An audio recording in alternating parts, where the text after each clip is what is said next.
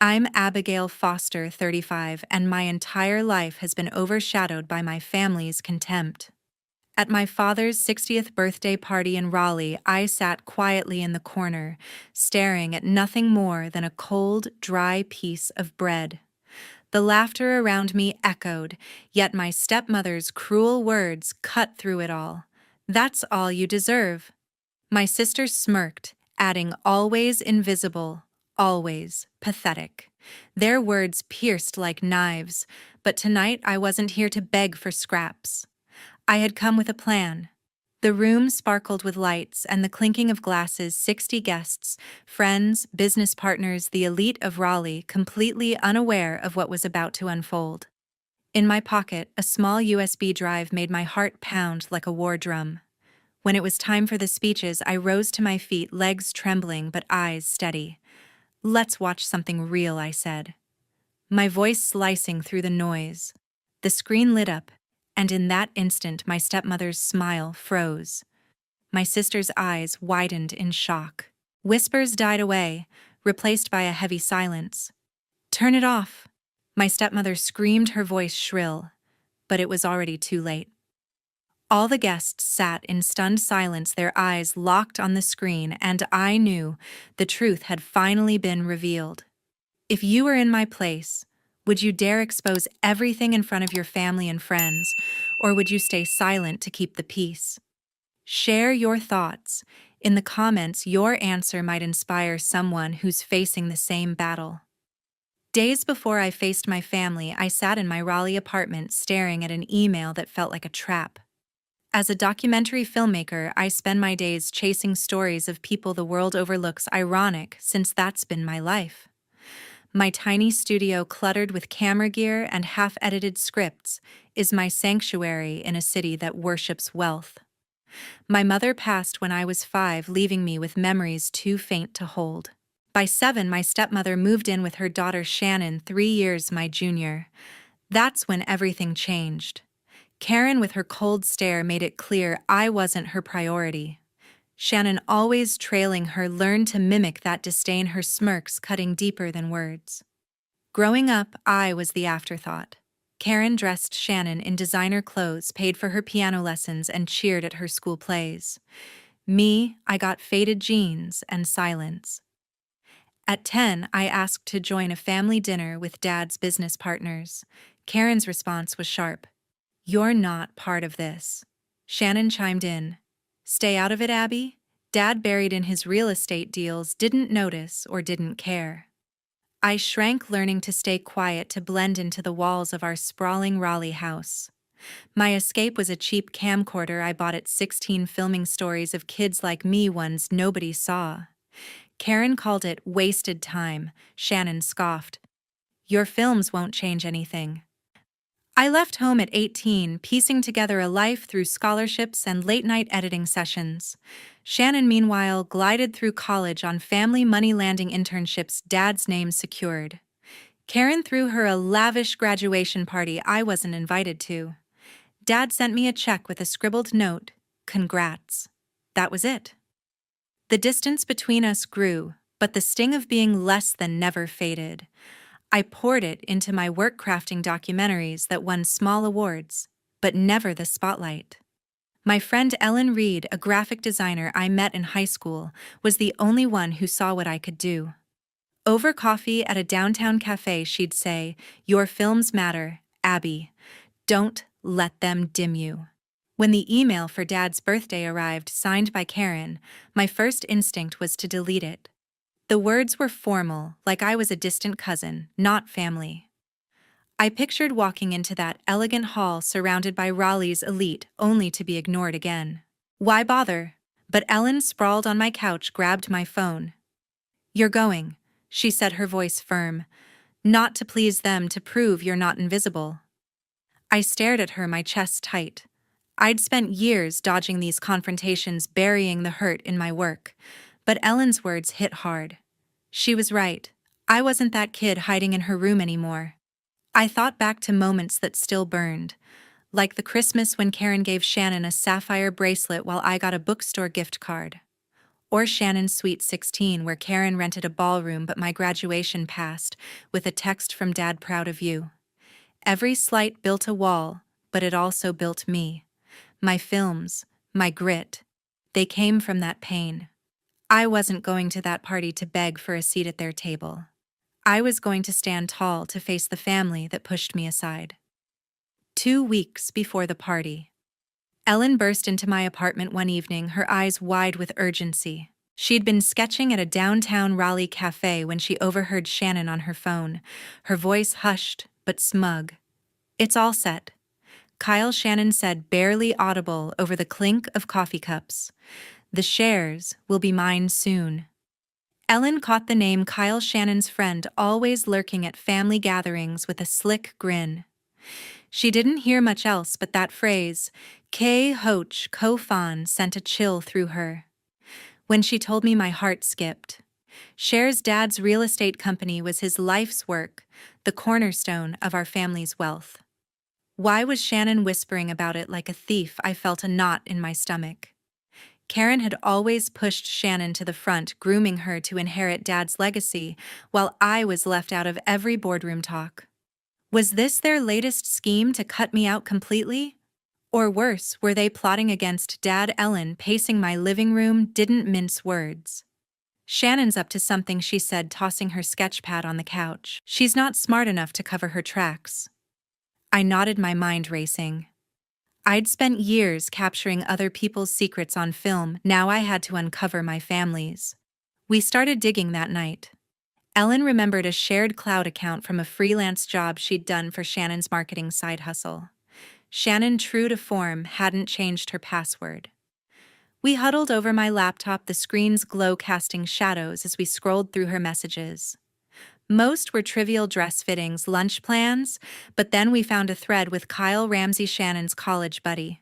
"Make sure the papers are ready," Shannon typed. "Dad won't suspect a thing." Kyle's response was blunt. "Karen's got the lawyer lined up." My breath caught. They were planning to transfer Dad's company shares to Shannon, tricking him into signing them away. Karen was orchestrating it, using her charm to keep Dad clueless. I stared at the screen, anger bubbling up. This wasn't just about me anymore.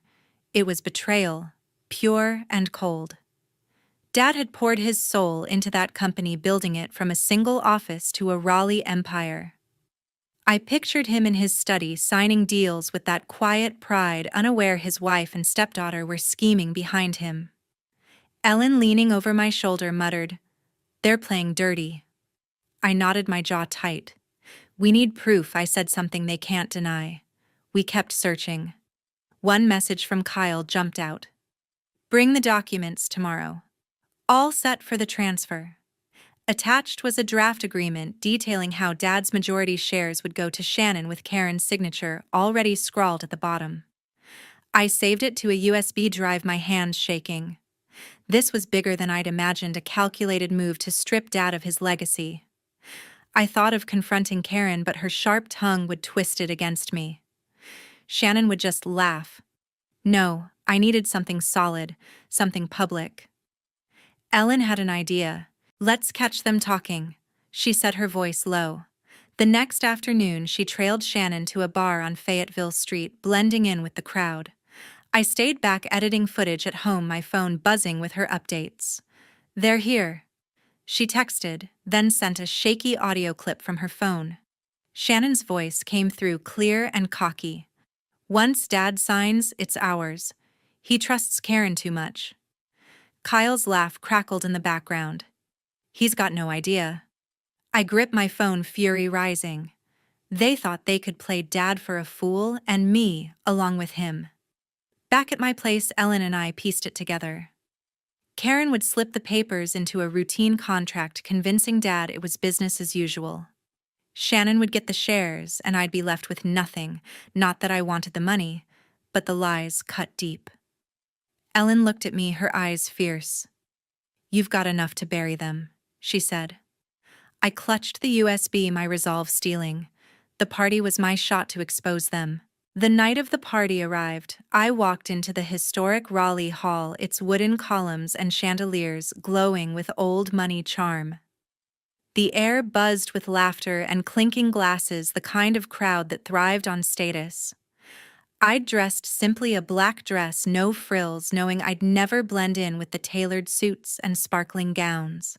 My hand rested in my pocket fingers, brushing the USB drive that held the truth about Karen and Shannon's scheme. It was my anchor, a reminder of why I was here. I scanned the room for Dad, hoping for a glance of warmth, but he was lost in a sea of handshakes, his face lit by the glow of business talk. A young waiter approached, his expression polite but stiff. "This way, ma'am," he said, leading me past the main tables where Raleigh's elite sipped wine to a small table tucked near the emergency exit. The chair wobbled, the tablecloth was stained, and a single plate sat before me with a dry piece of bread. I stared at it, my chest tightening. This wasn't an oversight, it was deliberate. Karen's touch was all over it. I caught her eye across the room, her lips curling into a faint, satisfied smirk. She glided over her silk dress, rustling, and leaned in close. "That's all you deserve," she said, her voice low, dripping with disdain. Shannon, trailing behind in a glittering gown, let out a sharp laugh. "Always invisible," she added, her words slicing through the hum of the party. I gripped the USB tighter, my knuckles white. Their words stung, but I'd heard worse growing up. This time, I wasn't the kid who shrank away.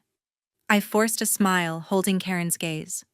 "Nice setup," I said, my tone steady, though my heart pounded. She raised an eyebrow, surprised I'd spoken, then turned away, dismissing me with a flick of her wrist. Shannon lingered, her smirk widening. "Don't embarrass us tonight," she said before sauntering back to the main table where she basked in the attention of Dad's business partners. I sat alone, the bread untouched, my mind racing. The hall's grandeur felt suffocating, polished floors reflecting the light walls lined with portraits of Raleigh's past. I noticed the other guests glancing my way, some with pity, others with disinterest. A woman in a pearl necklace whispered to her companion, her eyes flicking toward my table. I straightened, refusing to slouch.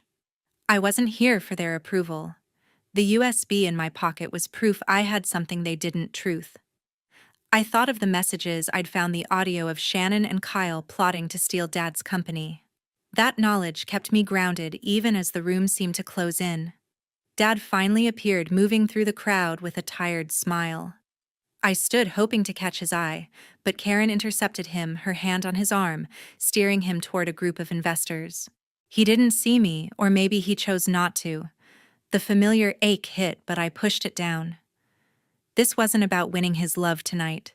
It was about stopping a lie. I scanned the room for the projector, set up, my plan taking shape. The speeches would come soon, and I'd be ready. As the evening wore on, waiters circled with trays of champagne, but none stopped at my table. A man in a sharp suit bumped into my chair, muttering an apology without looking at me. I felt the weight of every slight, every moment I'd been pushed aside. But I also felt the USB solid and real, a weapon I'd wield when the time came. Karen and Shannon thought they could bury me with a piece of bread and a corner table. They were wrong. As the speeches began, I felt the weight of the moment. The MC's voice echoed through the hall, praising Dad's legacy in real estate. The crowd applauded as Karen stepped up, her smile polished, talking about family and loyalty.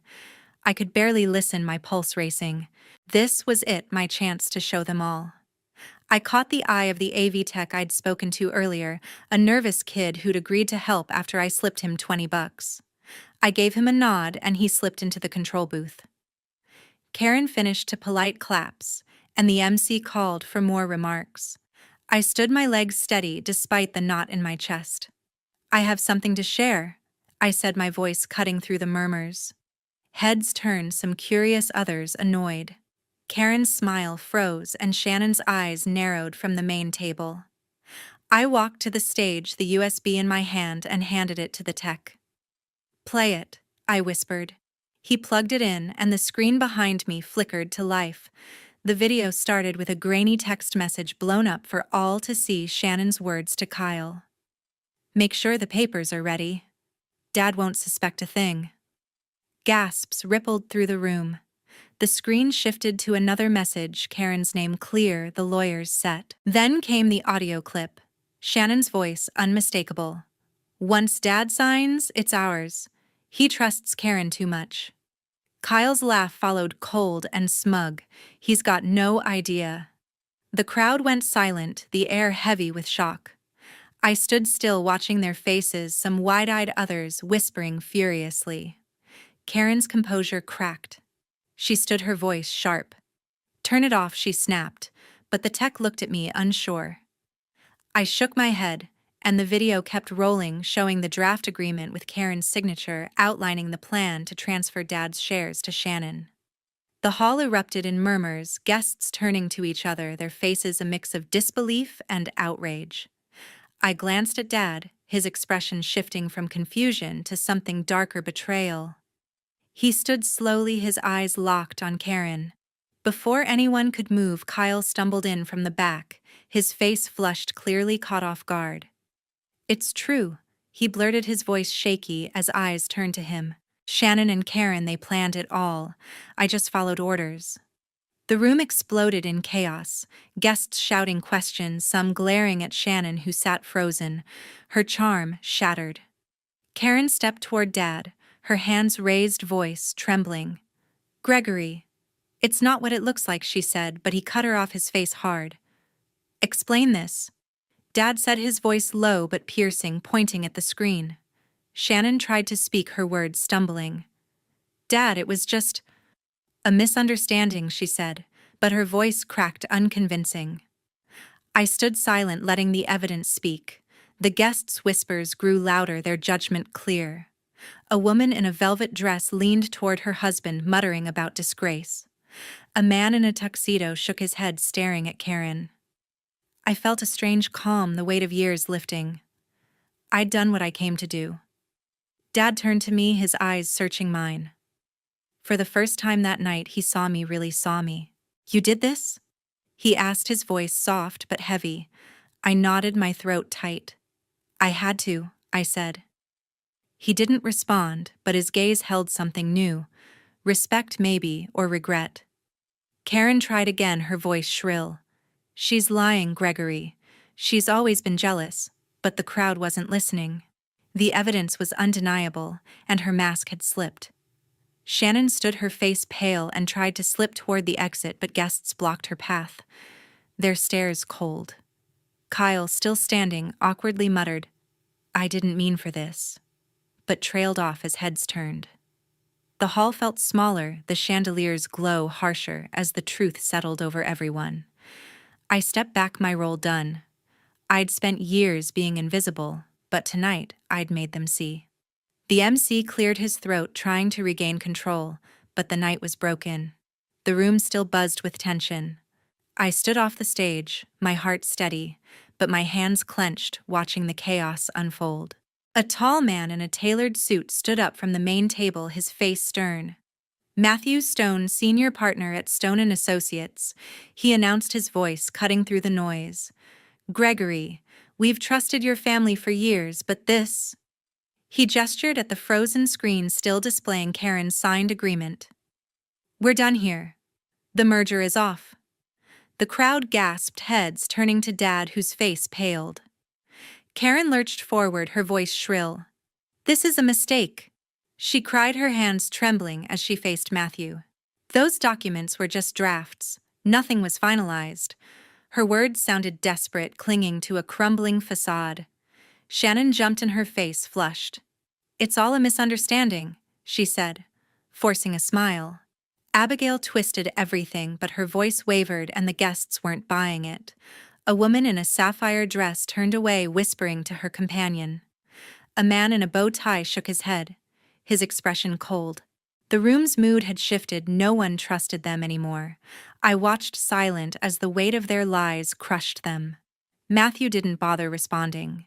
He nodded to his team, who gathered their coats and headed for the exit, their footsteps echoing in the now quiet hall.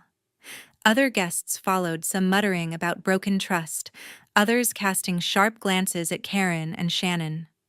A couple near the bar stood abruptly, leaving half-finished drinks. The party, once alive with laughter, felt like a funeral. I caught snippets of conversation disgrace. How could they, as Raleigh's elite, abandon the family they'd once courted? Dad stood motionless, his shoulders slumped. I'd never seen him like this, stripped of his usual confidence. He looked at Karen, then Shannon, his eyes heavy with disappointment. "You did this behind my back?" he said, his voice low, almost breaking. Karen reached for his arm, her face pleading. "Gregory, please let me explain," she said, but he pulled away, shaking his head. Without another word, he turned and walked toward the double doors, his silhouette fading into the dim hallway.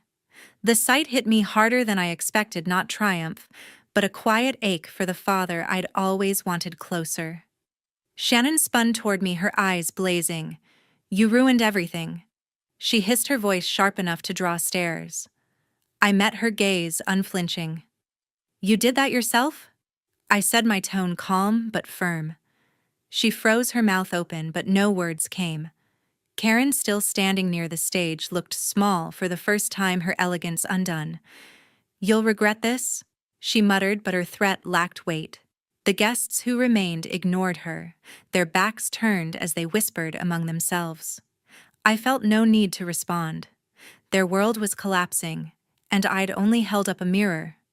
Standing there, I felt something shift inside me. The years of being pushed aside, of being unseen, didn't vanish, but they loosened their grip. I wasn't the kid hiding in her room anymore, or the woman relegated to a corner table.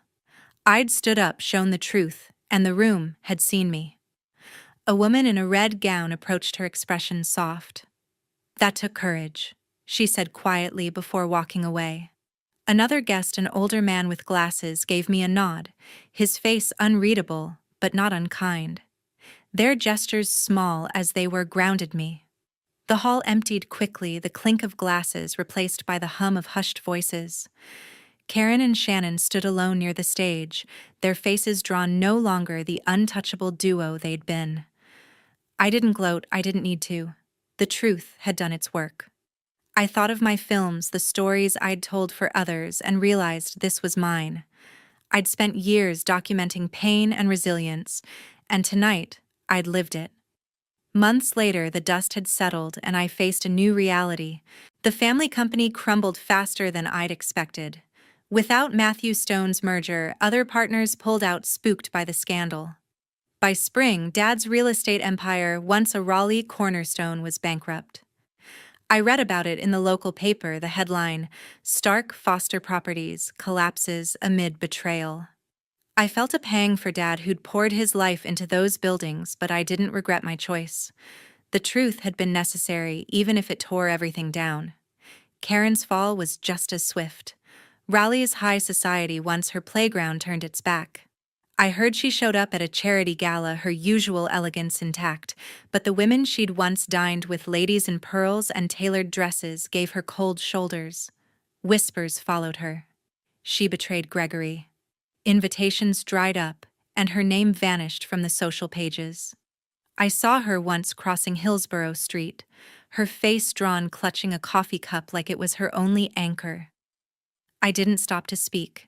There was nothing left to say. Shannon's charm couldn't save her either. Her marketing gigs, built on her polished image, evaporated. A major ad campaign with a regional bank dropped her after the news spread her face no longer welcome on billboards. I overheard a former client at a downtown cafe saying, "She thought she could play everyone." Shannon tried to pivot, posting desperate updates on social media, but the comments were brutal accusations. Mockery, silence. She'd always thrived on attention, but now it was gone, replaced by a void she couldn't fill. Dad retreated entirely. He moved to a small condo outside Raleigh, cutting contact with Karen and Shannon. I tried calling once, leaving a voicemail, but he didn't respond.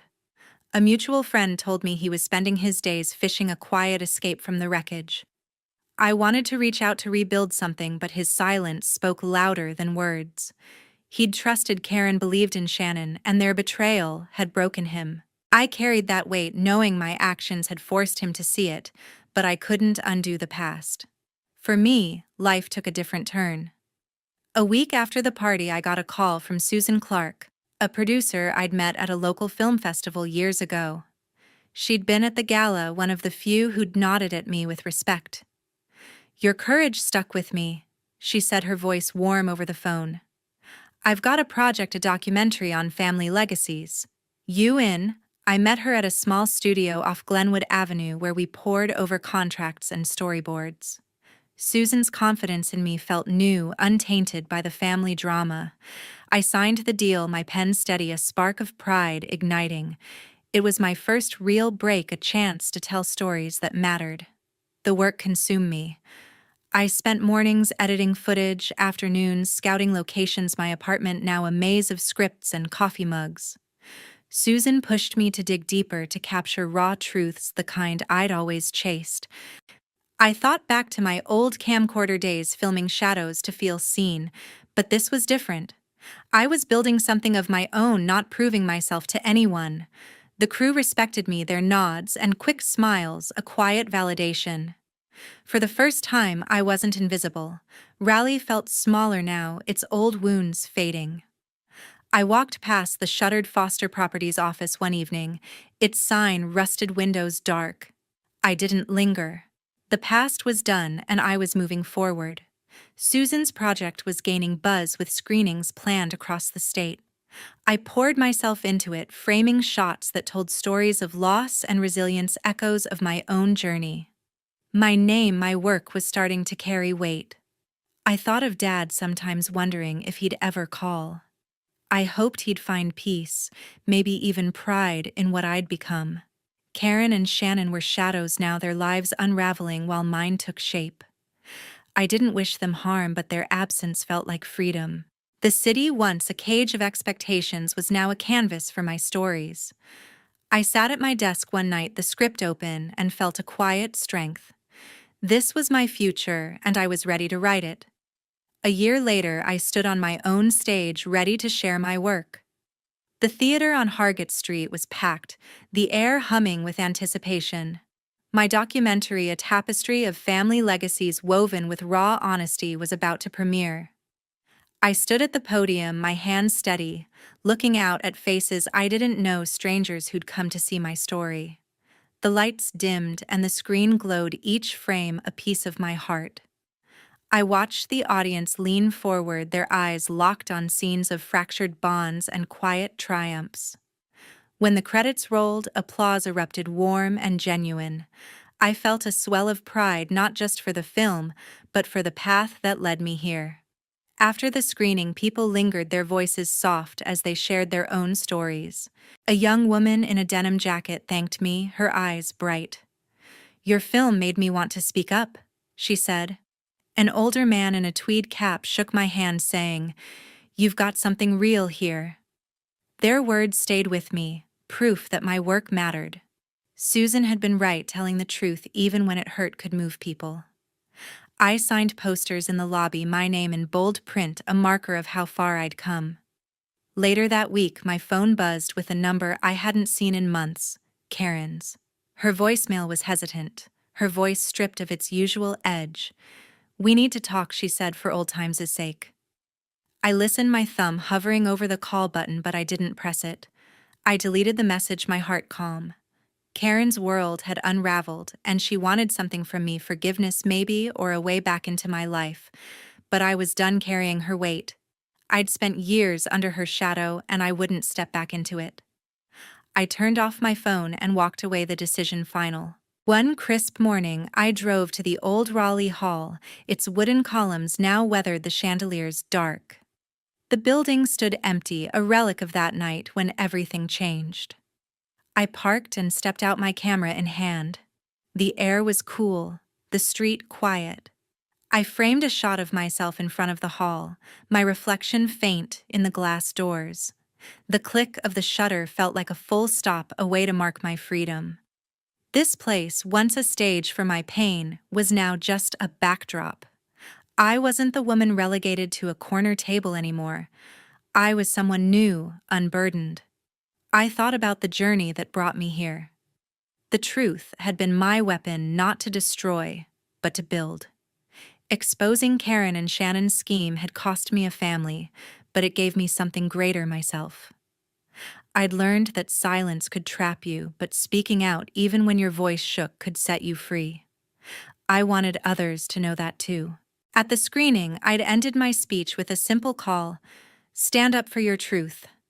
It's worth it. I hoped someone somewhere would hear it and find their own courage. Raleigh had changed for me. Its streets, once heavy with memories, now felt open, full of possibility. I drove past cafes and parks, seeing them with new eyes. My apartment, cluttered with scripts and film reels, was a space of creation, not escape. I was no longer defined by what I'd lost, but by what I'd built. The documentary was just the start. Susan had pitched another project, and I was ready to dive in to keep telling stories that mattered. As I stood in my kitchen that night, pouring coffee, I felt a quiet certainty. The past would always be there, a shadow in the corner, but it no longer held me. I'd faced it, named it, and let it go. My camera sat on the counter, ready for the next frame. I was free, not just from Karen or the family or that old hall, but from the fear of being unseen. The truth had given me that, and I'd carry it forward, one story at a time.